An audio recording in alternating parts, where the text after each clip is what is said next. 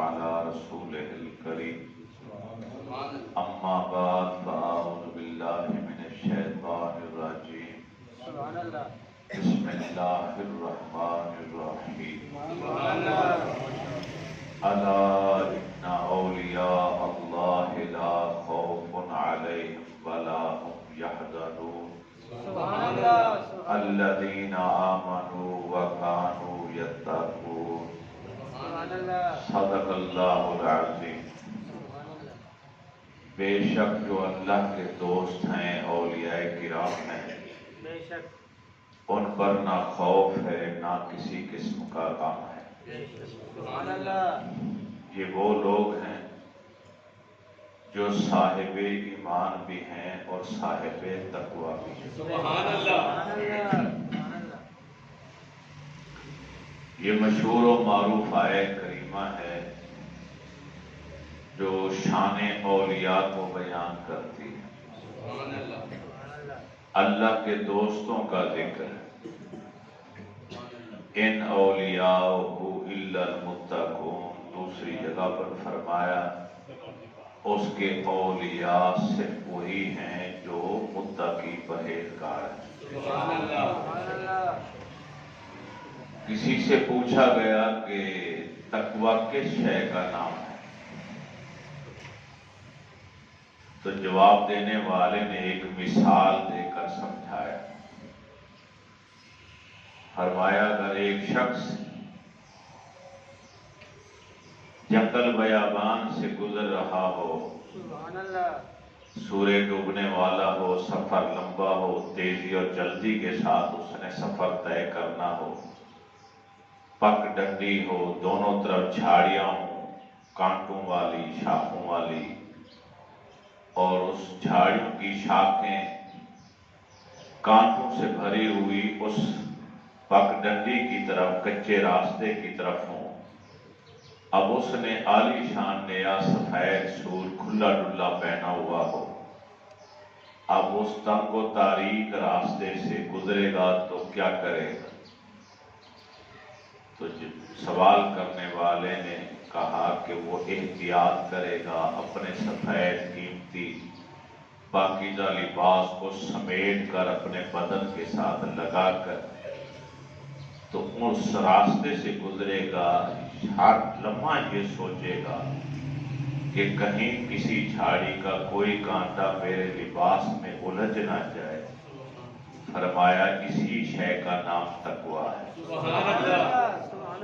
کہ تم دنیا کی پک ڈنڈی کی راہ پر چڑھ رہے ہو، جس راہ کے دونوں طرف شیطان اور نفس امارہ اور بری صحبتوں نے جھاڑیاں بنا رکھی ہیں، ان کے کانٹے تمہارے ایمان کے لباس میں الجھنے کے لیے ہر وقت تیار ہیں۔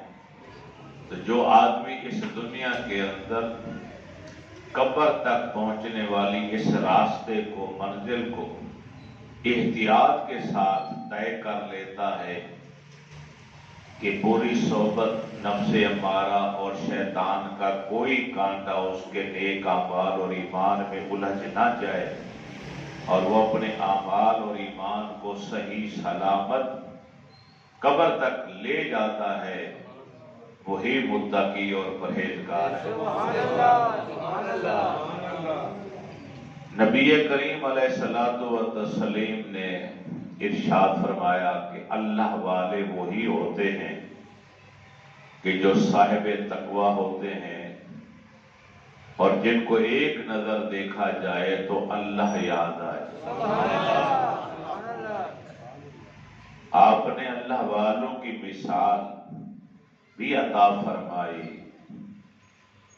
کہ نیک اور بد کی مثال یہ ہے کہ جیسے کوئی عطر بیچنے والے کی دکان ہے اور دوسری طرف لوہار کی دکان ہے۔ حدیث پاک کے اندر کہ اگر تم لوہار کی بھٹی والی دکان پہ جاؤ گے، لوہا خریدو یا نہ خریدو، کام ہو یا نہ ہو، اس کے پاس بیٹھنے کا نقصان یہ ہوگا کہ کوئی چنگاری اڑ کے تمہارے کپڑوں پر آ گرے گی، نقصان ہوگا۔ چنگاری نہ بھی گرے تو لوہار کی دکان کی کالک سیاہی تمہارے کپڑوں کو ضرور لگ جائے۔ اور اگر اس کے برعکس تم کسی عطار کی دکان پر چلے جاؤ، عطر خریدو یا نہ خریدو، کم از کم خوشبو ضرور محسوس کرو۔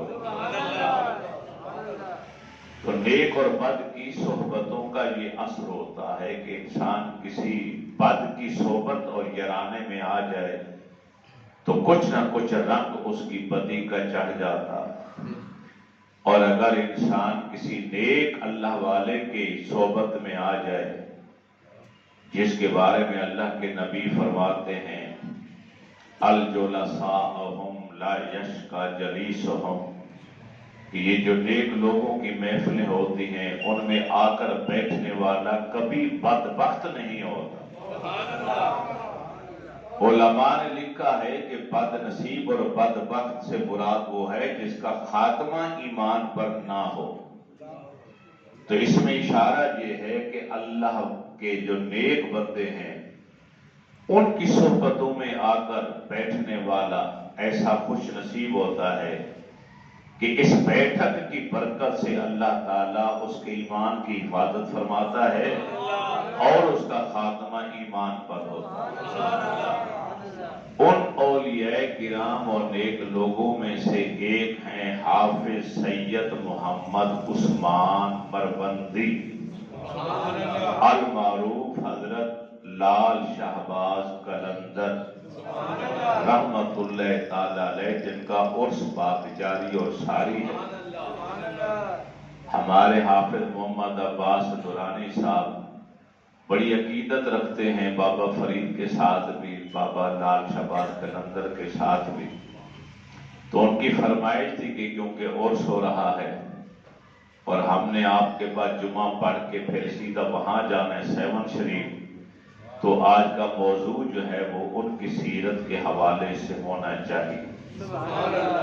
شہر تبریز کا ایک قصبہ ہے مربند، وہاں 573 ہجری میں 1177 عیسوی میں آپ کی ولادت با سعادت ہوئی۔ اصلی سید ہیں امام جعفر صادق کے ساتھ آپ کا حسب نسب جا کر ملتا ہے، اور حافظ قرآن بھی۔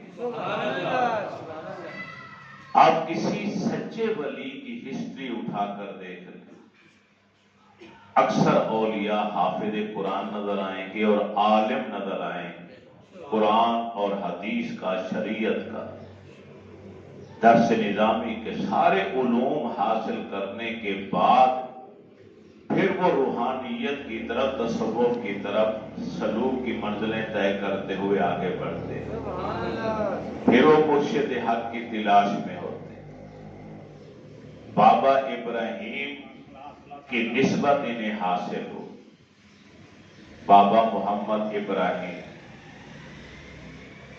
کیونکہ آپ کی آنکھیں چمکدار تھی، دور سے چمکتی ہوئی نظر آتی، تو مرشد نے ان کی آنکھوں کو دیکھ کر انہیں خطاب دیا شہباز کا۔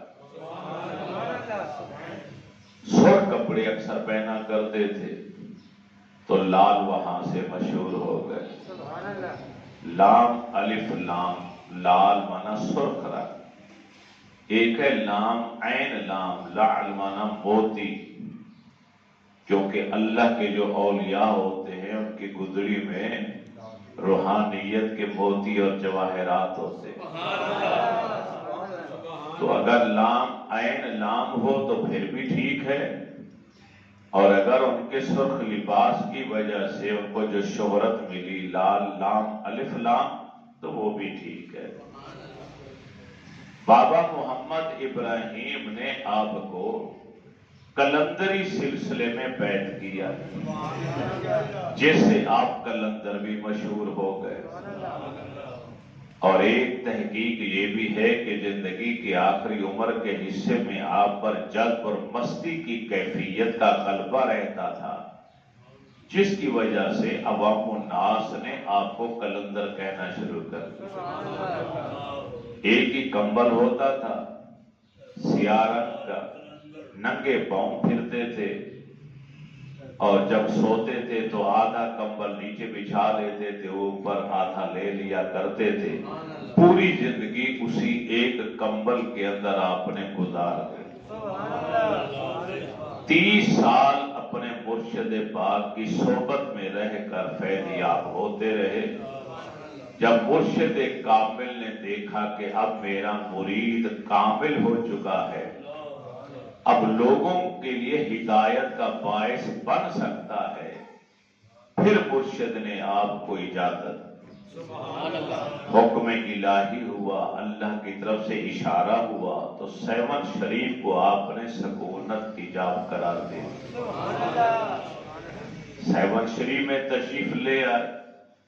یہاں پر مسلمانوں کے مکان کم تھے، ہندوؤں کے مکان زیادہ تھے، اور یہ محلہ وہ تھا جہاں آپ نے آ کے کھلے میدان میں پڑاؤ ڈالا، جو بدنام زمانہ محلہ تھا۔ ہر دوسرے تیسرے گھر کے اندر فاحشہ بدکارہ عورتوں نے فحاشی کے اڈے بنا رکھے تھے، بے حیائی اور بے شرمی کا کاروبار ہوا کرتا۔ چند مسلمان گھرانے جو یہاں آباد تھے، انہیں پتہ چلا کہ کوئی مسلمان درویش اپنے چند درویشوں کے ساتھ یہاں آ کر قیام پذیر ہو کے خیمہ زن ہو گیا ہے، تو وہ آئے آپ کے پاس، التجا کی کہ آپ کے لیے یہ محلہ اچھا نہیں ہے، بدنام زمانہ لوگ یہاں رہتے ہیں، برائی ہوتی ہے یہاں، آپ کسی اور طرف چلے جائیں، شہر سے باہر جا کے خیمہ زن ہو جائیں۔ آپ مسکرائے، فرمایا ہم سب کچھ جانتے، ہمیں معلوم ہے کہ یہاں کا علاقہ کیسا ہے، یہاں کے رہنے والے کیسے، آج خود تو ہم آئے نہیں، جس نے بھیجا ہے اس نے ساری باتیں سمجھا کر بھیجا، ہمیں ہمارے حال پہ چھوڑ دو، اور پھر اللہ کی قدرت دیکھو کہ ہمارا رب ان کے دلوں کی کایا کو کیسے پلٹتا۔ ہر روز معمول ہوا کرتا تھا کہ رات کے وقت وہاں پہ تماشبین آیا کرتے تھے عورتوں کے پاس، لیکن آج اللہ والے نے یہاں قیام کیا تو آج کی رات جتنے تماشبین آئے سب ناکام چلے۔ یہ بہت بڑی کرامت تھی کہ کوئی گناہ کرنے کی قدرت نہیں رکھتا تھا۔ اتنا بڑا پہلوان بہادر بن کر جب اس محلے کے حدود میں داخل ہوتا تھا تو اس کی قوت اور طاقت کو جذب کر لیا جاتا تھا۔ چنانچہ وہ عورتیں انہوں نے آپ کے پاس پیغام بھیجا کہ ہمارا کاروبار آپ کی وجہ سے ٹھپ ہو گیا ہے، لہذا آپ یہاں سے چلے جائیں۔ آپ نے جواب بھیجا کہ ہم تو اللہ کے حکم سے یہاں پر آئے ہیں، اگر آپ لوگوں کو نظر آتا ہے کہ یہاں کاروبار آپ کا ختم ہو گیا ہے تو آپ خود کہیں اور چلی جائیں، ہم نے یہیں رہنا، کیونکہ اب ہماری پوری زندگی یہیں گزرے گی، یہاں تک کہ ہمارا مزار بھی یہیں پر بنے گا۔ تو شہر کا حاکم چوپڑ راجہ کے نام سے مشہور تھا، راجہ جیر جی اس کا نام تھا۔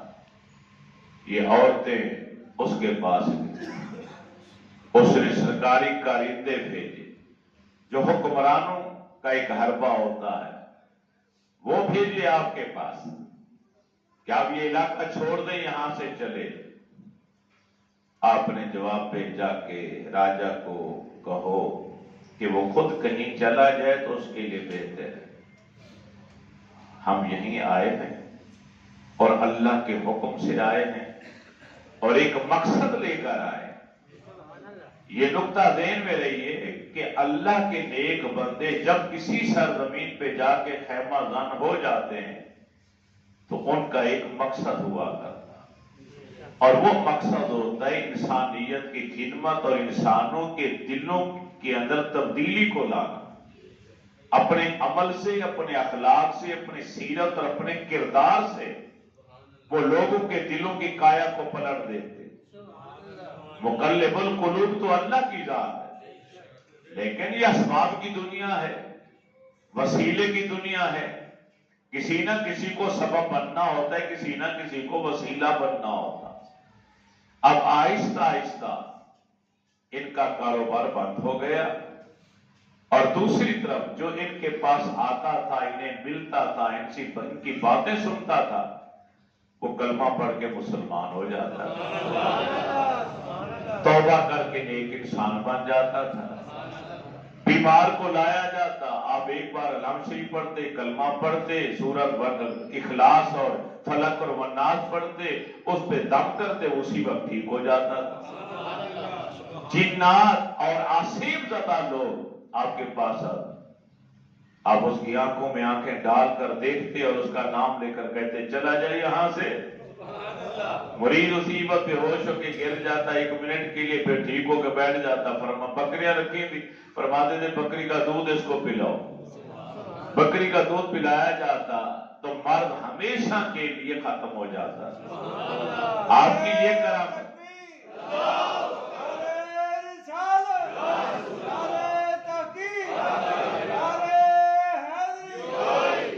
آپ کی یہ کرامت آج بھی زندہ ہے. کسی کو آسیب وغیرہ ہو جائے، جنات کا اثر ہو جائے، وہ وہاں جا کر چند دن قیام کرے اور آپ کا وسیلہ لے کر رب سے دعا مانگے، جنات چلے جاتے وہاں، اس کا پیچھا چھوڑ دیتے. اور مستجاب الدعوات تھے، لوگ آ کے دعائیں کراتے اور جو دعا کرتے فوراً قبول ہو جاتے. قحط پڑ گیا، کنویں ویران ہو گئے، چشمے سوکھ گئے، نہریں ختم، پانی آسمان نے برسانا بند کر دیا، زمینیں بنجر ہو گئی. چیخو پکار ہوگی، کیا ہوا؟ لوگ آپ کے پاس آئے، آپ حجرے سے اپنے خیمے سے باہر نکلے، قبلہ روح ہو کر کھڑے ہو گئے. لوگوں سے کہا تم میرے پیچھے کھڑے ہو جاؤ، میں جو دعا مانگوں تم آمین کہو. اللہ کے نیک ولی نے رو رو کر رب سے دعا مانگی. یا رب العالمین، یا الہ العالمین، یا ارحم الراحمین، یا اللہ ہو، یا رحمان ہو، یا رحیم ہو، یا کریم ہو، یا احد ہو، یا صمد، نستعین باللہ ونتوکل علیک. یا الہ العالمین، اپنی عاجزیت کا ساری کا اظہار کرتے ہوئے، یا اللہ میں گناہگار عاجز بے بس بندہ، یہ لوگ گمان کرتے ہیں کہ میں تیرے نیک بندوں میں سے ہوں، یہ تو میں ہی جانتا ہوں کہ مجھ سے بڑا خطا کار گناہگار اس دھرتی پر نہیں، مگر لوگوں کو امید اور یقین ہے کہ تو میری سنتا ہے. مولا اس اعتماد کو ٹوٹنے مت دے، میں تو تیرے دین کو پھیلانے کے لیے آیا ہوں، تیرے حکم اور اشارے پر آیا ہوں، اس سرزمین پر اسلام کی روشنی اور نور کو پھیلانے کے لیے حاضر ہوا ہوں. یا اللہ ہماری التجا کو قبول کر لے، آسمانوں کو آرڈر دے، وہ پانی برسانا شروع کر دے، زمین کو حکم دے دے، وہ کھیتیاں اگانی شروع کر دے، ہمارے کنویں پانی سے بھر دے مولا، ہمارے چشمے پانی سے جاری فرما دے. رو رو کر اللہ کا ولی دعا مانگ رہا ہے. ابھی ہاتھ ارے اٹھے ہوئے تھے کہ کالے سیاہ بادل امد کر آئے، ابھی ہاتھ چہرے پر نہیں پہنچے کہ موسلادھار باریں برسنا شروع ہو گئی.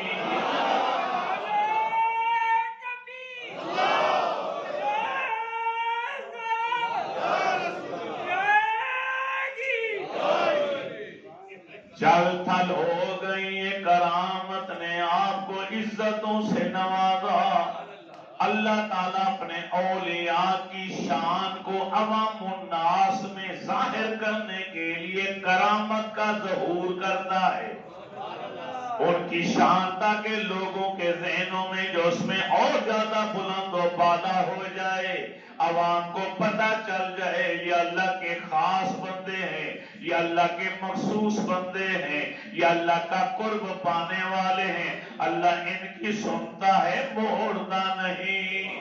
سبحان اللہ، سبحان اللہ، یہ اللہ کے نیک ارشاد۔ بے شک بے شک، سبحان اللہ۔ راجے کو پتہ چل گیا کہ یہ تو مستجاب الدعوات بھی ہیں، اور عوام روز بروز ان کی عقیدت مندوں میں مریدوں میں اضافہ ہوتا چلا جائے۔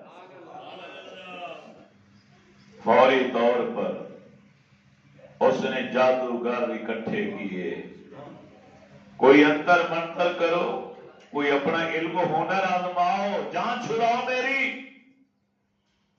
تمام جادوگر نے اپنے انتر منتر پڑھے، فسون پڑھے، جو بھی کرنا تھا کرنے کے بعد با یک زباں ہو کر بولے، راجہ تو ہی ہمت ہار جا، شکست تسلیم کر، کیونکہ اس اللہ والے کی اڑان بہت اونچی ہے۔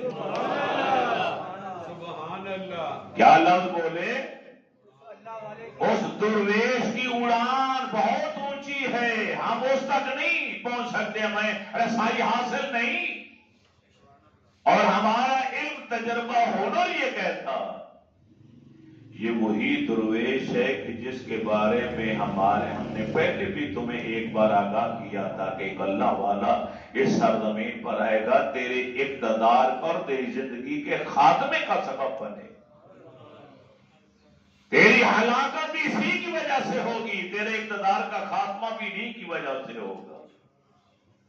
اور ہم نے یہ بھی کہا تھا کہ یہ وہی اللہ والا نظر آتا ہے جس کے خاص مرید کو تم نے قید خانے میں ڈال رکھا، بودلے کو تم نے قید کر کے رکھا ہوا۔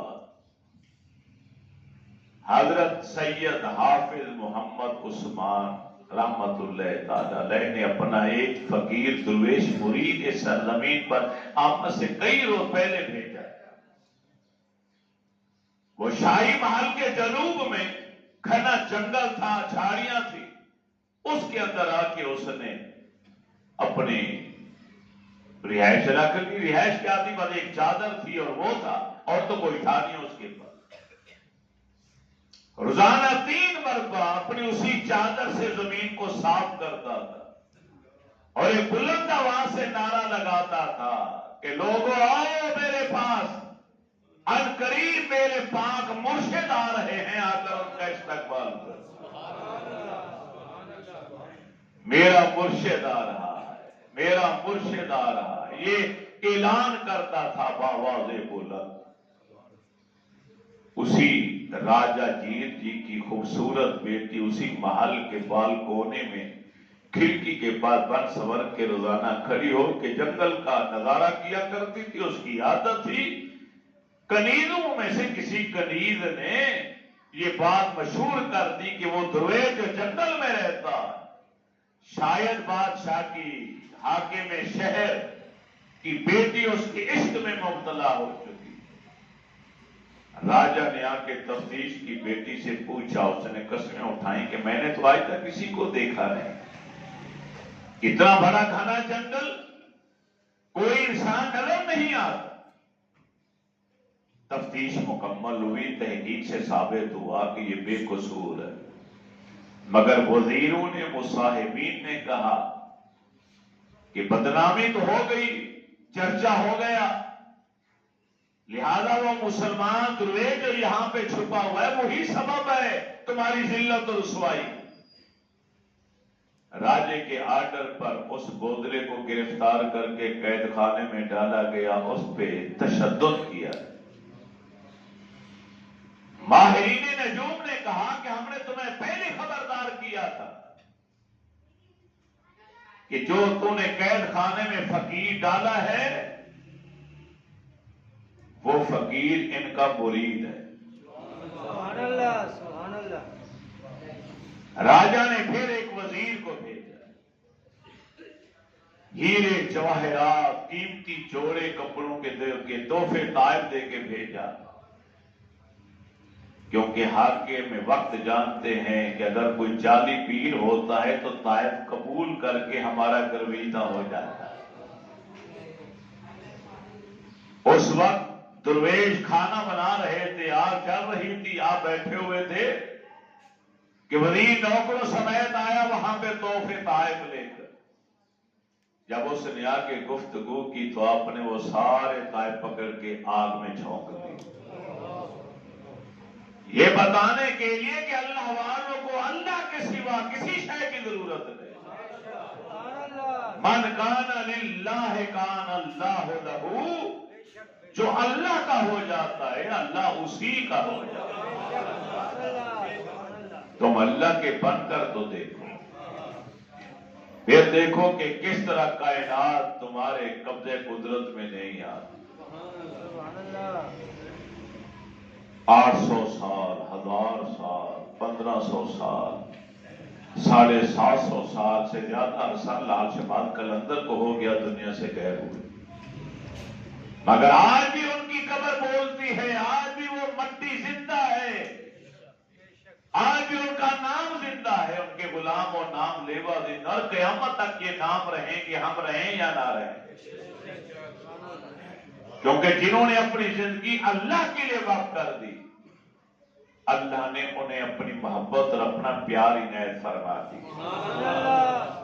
اللہ جن کو اپنی محبت نصیب فرما دیتا ہے تو جبریل امین کو بلا کر کہتا ہے، اے جبریل فلاں بن فلاں سے میں محبت کرنے لگ گیا ہوں، تو بھی اپنی محبت کا اعلان کر۔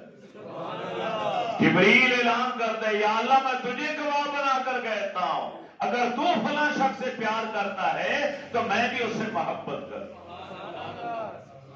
رب فرماتے جبریل اتنا کافی نہیں، وہ میرا خاص بندہ ہے، آسمانوں میں اعلان کر، پھر زمین پر جا کے اعلان کر۔ آسمانوں پر اعلان ہوتا ہے تو تمام ملائکہ جو آسمانوں پر رہنے والے ہیں، عرش الہی کو اٹھانے والے حاملین عرش الہی سبھی جواب دیتے ہیں، اے ہمارے آقا سردار جبریل امین، اگر اللہ بھی اس سے محبت کرتا ہے تم بھی اس سے پیار کرتے ہو، ہم آسمانوں کے ملائکہ بھی آج سے اعلان کرتے ہیں کہ ہم بھی اس بندے سے ضرور محبت کریں۔ زمین پر اعلان ہوتا ہے تو زمین کے ملائکہ فرشتے رجال الغیب جو نظر نہیں آتے مگر ہیں اللہ کی مخلوقات میں، وہ بھی اس سے محبت کرنا شروع کر دیتے۔ پھر اس محبت کا صلہ کیا ملتا ہے؟ وہ جنگل میں بیٹھا ہو یا دریا کے کنارے ڈیرا لگائے یا پہاڑ کی کسی غار میں چھپ کر بیٹھا ہو، اللہ تعالیٰ پھر انسانوں کے دلوں میں اس کا نام، اس کی شہرت اور اس کی محبت انڈیل دیتا ہے، اور دور دراز سے لوگ اس کی طرف چلنا شروع ہو جاتے ہیں۔ 750 سال ہو گئے دنیا سے گئے ہوئے، مگر آج بھی پوری دنیا سے دنیا آتی ہے لاجوال قلندر کے عرس پر، دور دور سے دنیا باہر کے ملکوں سے آتی ہے حضرت میاں میر رحمت اللہ تعالیٰ علیہ کے پاس، داتا گنج علی حجویری کے پاس خواجہ معین الدین چشتی کا عرس ہوا، پوری دنیا سے مسلمان وہاں پر آئے، کوئی لانے والا نہیں، کسی نے حکم نہیں دیا، کسی نے 1000 روپے کا نوٹ نہیں دکھایا کہ اگر اس عرس میں آؤ گے تو 1000 روپیہ ملے گا، آٹے کے تھیلے ملیں گے، چینی کے ڈبے ملیں گے، نہیں۔ یہ وہ عقیدت اور وہ محبت ہے جو اللہ اپنے محبوب بندے کے لیے لوگوں کے دلوں میں پیدا فرما دے۔ عقیدت سے سر جھک جاتے ہیں، آنکھیں بچھ جاتے ہیں، کیونکہ انہوں نے پوری زندگی اللہ کے لیے وقف کر رکھی۔ وہ وزیر ہامتا کامتا واپس گیا، اس نے جا کے جب راجہ کو یہ ساری بات بتائی، اور ایک جملہ بھی آپ نے جب وہ جا رہا تھا تو ارشاد فرمایا، پر میں اپنے راجہ سے جا کر کہو میرے خاص مرید کو قید خانے سے بعزت بری کر کے رہا کر کے میرے پاس بھیجے، اور اگر اس نے نہ بھیجا تو آج رات کو ہم خود ہی اسے چھڑا لیں۔ ہمیں رہا کرانا آتا ہے، ہمیں رہا کرانا آتا۔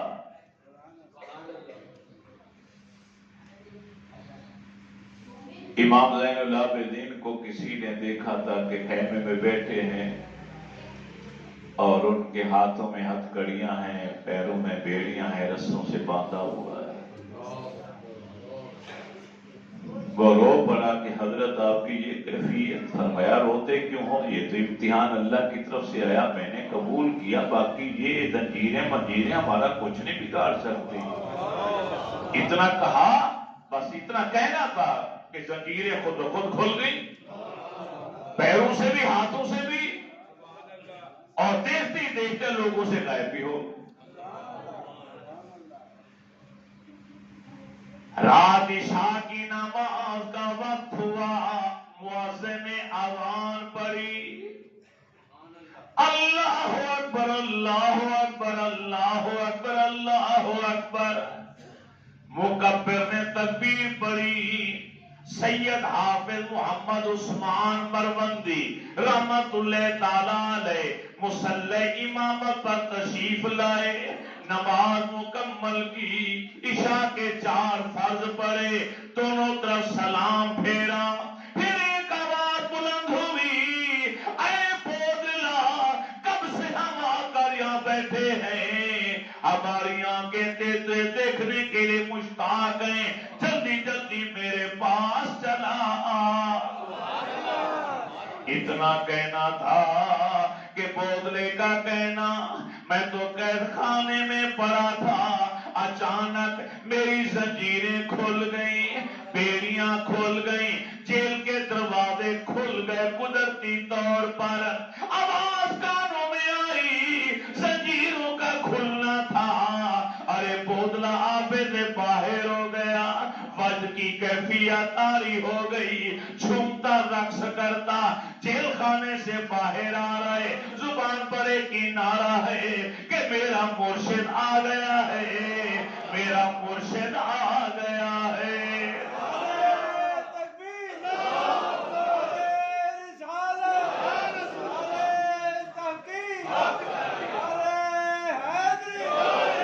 جدھر جدھر سے آواز آ رہی ہے، بودلا اسی سمت زخموں سے چور چور ننگے سر ننگے پاؤں دوڑتا ہوا چلا جا رہا ہے۔ چنانچہ دیکھتے ہی دیکھتے ادھر نماز عشاء مکمل ہوئی، ادھر بودلا اپنے مرشد کے قدموں میں آ کے گر گیا۔ مرشد پاک نے اپنے غلام اور سچے مرید کو اپنی باہوں میں لے کر سینہ ولایت سے لگایا، یہ میری خاطر اسے ستایا گیا، میری خاطر اسے اذیتیں پہنچائی گئی، میری خاطر اسے دکھی کیا گیا، اس نے مار کھائی تو میری خاطر، قید کاٹی تو میری خاطر، لہو بہایا تو میری خاطر۔ جو قربانی دیتا ہے نا، پھر اس کو اس قربانی کا صلہ بھی ملتا۔ آپ کو تھوڑا سا پیچھے لے چلتا ہوں، تاریخ اوراق پلٹی، صدیق اکبر رضی اللہ تعالی عنہ نے کیا دیکھا؟ ایک آواز آتی ہے، حق، حق کی آواز صدا بلند ہوتی ہے۔ پہاڑ کی اوٹ کے پیچھے گئے تو منظر کیا دیکھا؟ امیہ اور اس کے ساتھیوں نے حضرت بلال حبشی رضی اللہ تعالیٰ عنہ کو لٹایا ہوا ہے، کوڑے الگ مارتے ہیں، بھاری پتھر چھاتی پر رکھا ہوا ہے تاکہ یہ حرکت نہ کر پائے، وہ مارے کھاتا ہے اسلام کی خاطر، زبان سے کہتا ہے میرا رب ایک ہے، میرا اللہ ایک ہے۔ صدیق اکبر رضی اللہ تعالی عنہ نبی علیہ السلام کے پاس آئے، سارا واقعہ سنا، میرے رسول کی نبوت والی آنکھیں پرنم ہو گئی، رو پڑے آئے، فرمایا ابو بکر پھر کیا سوچا ہے تو نے؟ آقا آپ کی اجازت چاہیے، منہ مانگی قیمت اس کافر کو دوں گا اور بلال کو آج لے کر ہی آؤں، خرید کر لاؤں۔ جب میرے نبی نے یہ سنا تو ایک اور جملہ ارشاد فرمایا، فرمایا ابو بکر جاؤ جا کے بلال کو خرید کر لاؤ، لیکن ایک نقطہ ذہن میں رکھنا کہ بلال کی خریداری میں میرا بھی حصہ ہوگا۔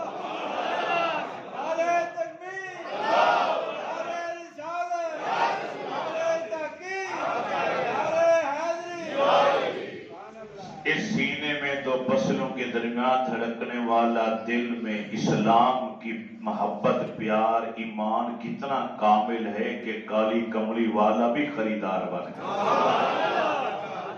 سوچیے ذرا، لمحہ فکریہ ہے یہ۔ انسان تھے، انسانوں کی طرح تھے، مگر رب کے وفادار کس قدر تھے، رب کے رسول کے وفادار کس قدر تھے، اپنے دین سے کس قدر مخلص تھے کہ نبیوں کا سردار کہتا ہے کہ میں بھی اس کی خریداری میں شامل ہوں۔ صدیق اکبر گھر گئے، اشرفیوں کی تھیلی بھری اور سیدھا امیہ کے پاس۔ امیہ کیوں ظلم کرتے ہو اس نادان؟ امیہ تکبر و غرور میں بولے، ابو بکر بڑے مشہور ہیں آپ غلاموں کی خریداری میں، لوگوں کو ظلم سے نجات دلاتے ہو، پھر اسے بھی خرید لو۔ میرے رب نے سوچ ڈالی نا ذہن میں، ورنہ انکار بھی کر سکتا تھا، خود فرمائش کر بڑا ترس آتا ہے تو خرید لو۔ دل میں سوچا اور مسکرائے، مسکراہٹ کہہ رہی تھی میں تو آیا ہی یہی مقصد لے کر، میرے آنے کا تو اور مقصد بھی کوئی۔ صدیق اکبر کی آواز بلند ہوئی، منہ مانگی قیمت دوں گا، بول کیا چاہتا ہے، کتنی رقم چاہتا ہے؟ اس نے کہا غلام کے بدلے غلام چاہیے۔ ایک خوبصورت لباس غلام بھی ساتھ لے کر گئے تھے، ہٹا کٹا جوان، پر میں یہ لے لو، اور تمہاری سو سے بھی زیادہ شرفیاں تھیلی کے اندر۔ اس نے کہا یہ بھی لے جاؤ۔ حضرت بلال کا ہاتھ پکڑا، صدیق اکبر لے کر آنے لگے۔ وہ پھر بول پڑا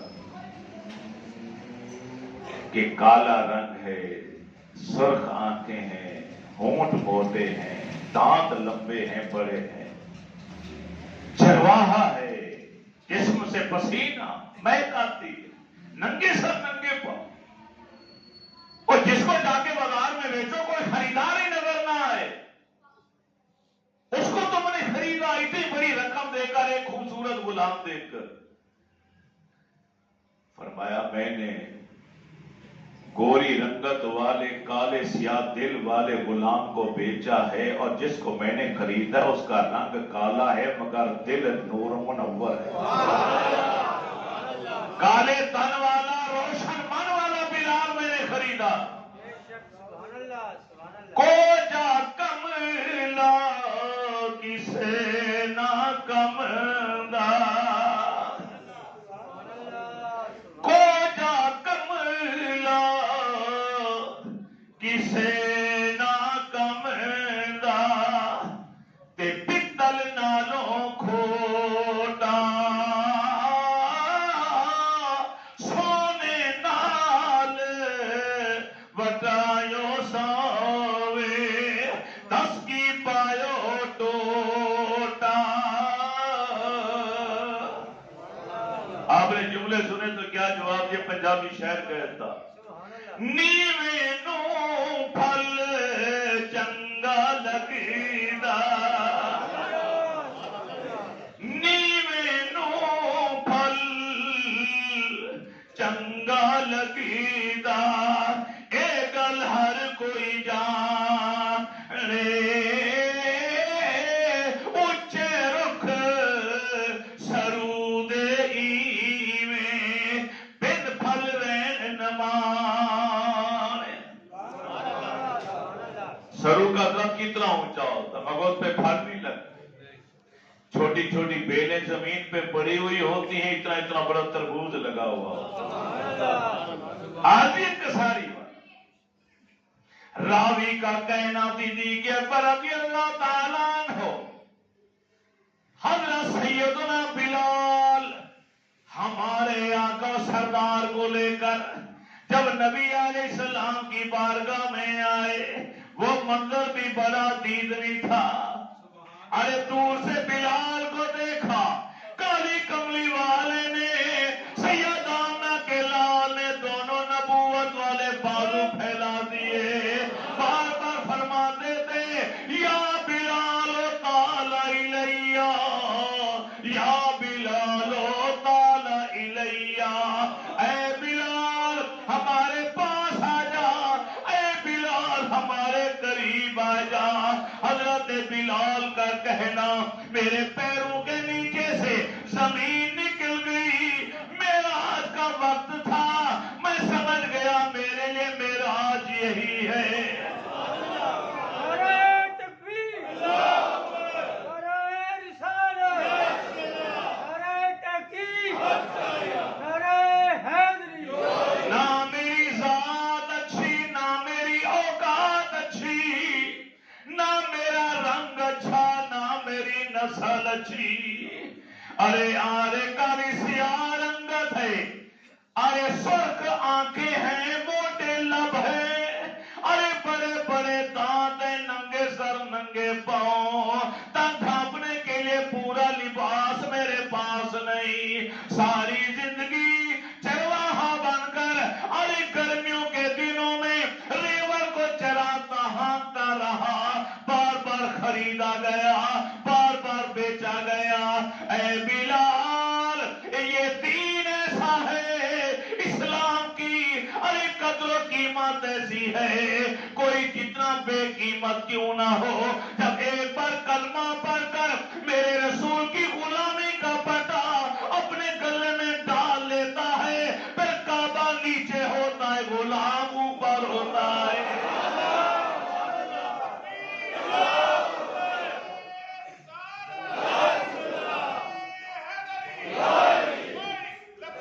لبیک یا رسول اللہ لبیک، لبیک لبیک یا رسول اللہ لبیک، لبیک لبیک یا رسول اللہ۔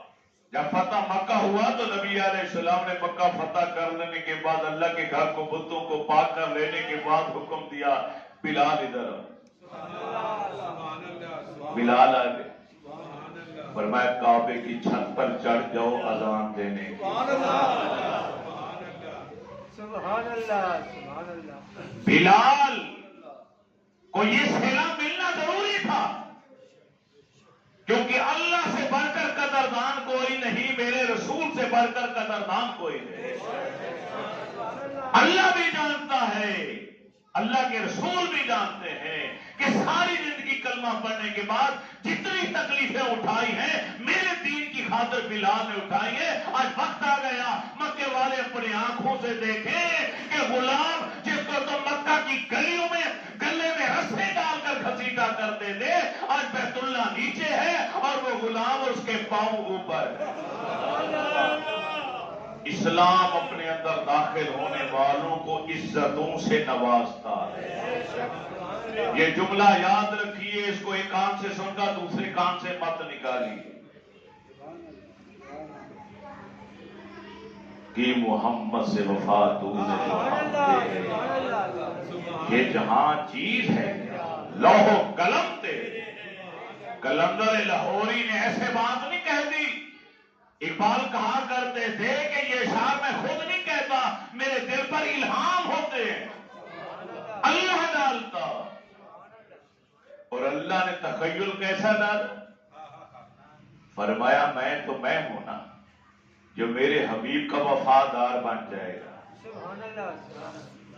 کائنات تو کائنات نہیں، میں تو لوح محفوظ اس کے سامنے کر دوں گا کہ اپنی تقدیر خود لکھ۔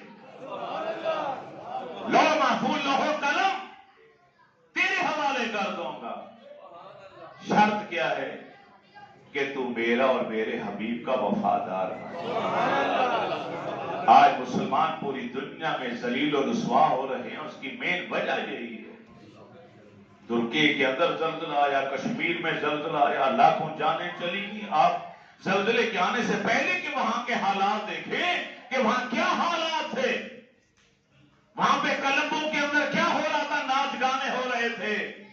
اس رات بھی ناچ गाने की महफिलें सजी हुई थी। अल्लाह ताला की कहर को आवाज मत दो, उसकी लाठी बे आवाज होती है। वो मोहलत देता है मोहलत, ढेर सारी मोहलत देता है। वो चाहे तो फिरौन जैसे बदकार इंसान को 400 साल तक बुखार तक नहीं हुआ, सर में दर्द तक नहीं होने दिया, और जब पकड़ने पर आ जाता, इन्ना बत्श रब्बिक लशदीद, तेरे रब की पकड़ इंतहाई सख्त है। जब वो पकड़ता है फिर उसकी गिरफ्त से कोई बच नहीं पाता। हर लम्हा उससे माफी मांगो, हर लम्हा उससे माफी मांगो। सैयद आमना के लाल ने दोनों बाजू फैला दिए, फरमाया ऐ बिलाल, आजा मेरे करीब आजा। बिलाल करीब आया तो मेरे नबी ने मोहब्बत में, शौक में बिलाल को दोनों बाजू से लेकर अपने नबूवत वाले सीने से चिमटा दिया। गुलाम के ईमान का कनेक्शन नबूवत और ईमान के पावर हाउस से जोड़ दिया गया, ताकि जिंदगी भर फिर कभी पांव में लग्जिश ना आने पर। मेरी खातिर तकलीफें उठाई, मेरी खातिर कह, तो जो अल्लाह रसूल और दीन की खातिर तकलीफें उठाता है उसे इनाम ऐसा।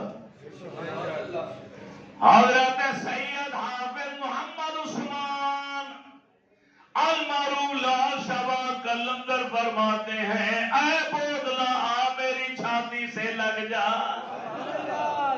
ये कैद खाना तूने गवारा किया मेरी खातिर, तूने मार खाई मेरी खातिर। अरे तू मगलूब ना हुआ, अपने दीन को तूने नहीं छोड़ा, इस्तकामत पर रहा। दीन पर इस्तकामत ये बहुत बड़ा इनाम हुआ था। हजरत सिरी शक्ति अलैहिर्रहमा फरमाते हैं कि मैं जा रहा था तो मुझे आराम करने को मेरा मन किया, तो मैं एक दरख्त के नीचे जाके लेट गया। अचानक अभी नींद नहीं आई तो कानों में आवाज आई, या सिर्री कुम मिसली, ऐ सिर्री मेरी तरह बन जा। बातें आंख खुली मोट के बैठ गए। फिर आवाज आई तो मैंने देखा दरख्त के अंदर से आवाज है, दरख्त बोल रहा है। दरख्त बोला नहीं कर, अगर वो बुलाने पर आ जाए तो फिर बोलते, फिर कंकर भी बोलते हैं बंद मुट्ठी में, वो भी कलमा पढ़ते, शजर हजर भी बोलते। या सिर्री कुम मिसली, ऐ सिर्री मेरी मिसल बन जा, मेरी तरह हो जा। आप फरमाते मैंने दरख्त की तरफ देखा तो मैंने पूछा मैं तेरी मिसल कैसे बनूं, तो दरख्त से आवाज आई, लोग मुझे पत्थर मारते हैं मगर मैं फल वापस देता हूं। मेरे साथ जो बुराई करता है मैं उसके साथ अच्छाई करता हूं। इस तरह बन जा कि लोग तुझसे बुराई करें, तकलीफें दें, दुखी करें तुझे, मगर तू उन्हें गम और दुख ना लौटा बल्कि उनकी तरफ खैर को लौटा। फलदार दरख्त होता है ना गांव में, दियाल में, बेरी के दरख्त, आम के दरख्त, तो बच्चे आते पत्थर उठा उठा के मारते, तो दरख्त पत्थर दोबारा उनकी तरफ नहीं फेंकता, फल भेजता। तो दरख्त कहता है ऐ सिरी मेरी मिसल हो जा, मेरी तरह हो जा। लोग मुझे पत्थर मारते हैं, मैं उन्हें फल मुहैया करता हूं। बुराई का बदला बुराई से नहीं देता। मुसलमान की तो पहचान भी यही है, अल मुस्लिमो मन सलिमल मुस्लिमूना मिन लिसानिही व यदिही। काबिल मुसलमान ही वही है जिसके हाथ और जुबान से हर दूसरा इंसान महफूज रहे। अगर तेरी जुबान और तेरे हाथ से तेरा हमसाया भी महफूज नहीं तो फिर अंदर झांक यकीन का तेरा ईमान कामिल नहीं है। अपने ईमान की फिक्र, ईमान मुकम्मल उस वक्त होगा कि जब तेरा अंदर कहे कि तूने आज तक किसी का दिल नहीं दुखाया, تو نے آج تک کسی کا حق نہیں مارا، تو نے آج تک کسی کا مال غصب نہیں کیا، تو نے آج تک کسی کو ایذا نہیں دی، دکھی نہیں کیا، پریشان نہیں۔ آپ فرماتے کہ میں سوچ میں پڑ گیا، یہ درخت نے بڑی عجیب بات کہہ دی۔ پھر اچانک ایک سوال ذہن میں پوچھتا ہے، درخت اگر تو اتنا ہی نصیبوں والا ہے، اتنا ہی اچھا ہے کہ ہر برائی کا بدلہ اچھائی سے دیتا ہے، لوگ پتھر مارتے ہیں تو پھل واپس بھیجتا ہے، تو پھر بتا تیرا انجام آگ کیوں ہے؟ تجھے تو آگ کے حوالے کیا جاتا ہے، آگ جلائی تیری وجہ سے جاتی ہے، لکڑیوں سے آگ جلائی جاتی ہے، تجھے آگ کا ایندھن بنایا جاتا۔ اس درخت نے ٹھنڈی آہ بھری، لمبی سانس بھر کے کہتا ہے، یہ تو میری اچھائی تھی جو میں نے بیان کر دی، لیکن ایک میرے اندر عیب بھی ہے جو بہت ناپسندیدہ۔ پوچھا وہ کون سا؟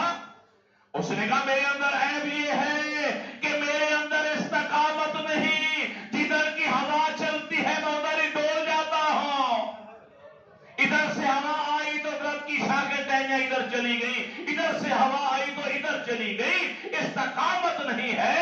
یہ میرے عیب کی وجہ سے اللہ نے مجھے یہ سزا دی ہے کہ مجھے آگ کا ایندھن بنا دی۔ ہم بھی سوچیں کہ کیا ہمارے اندر استقامت ہے کہ نہیں؟ دین پر استقامت بودلے سے پوچھو، دین پر استقامت بلال حبشی سے پوچھو، دین پر استقامت حضرت خبیب سے پوچھو، خباب سے پوچھو، حضرت عمار بن یاسر سے پوچھو، ان کی ماں حضرت سمیہ سے پوچھو جو پہلی شہیدہ ہیں اسلام کی۔ ایک پاؤں کو ایک اونٹ سے باندھ دیا گیا، دوسرے پاؤں کو دوسرے اونٹ سے باندھ کے جسم کے دو ٹکڑے کر کے رکھ دیے گئے۔ حضرت سمیہ کو ابو جان نے کہا آخری بار کہتا ہو اپنے نبی کا کلمہ چھوڑ تے جان بخش دوں گا۔ اس نے کہا نہیں نہیں، یہ جان تو کچھ بھی نہیں ہے، لاکھوں جانیں بھی دے جائیں تو میں آمنہ کے لال پر قربان کر دوں۔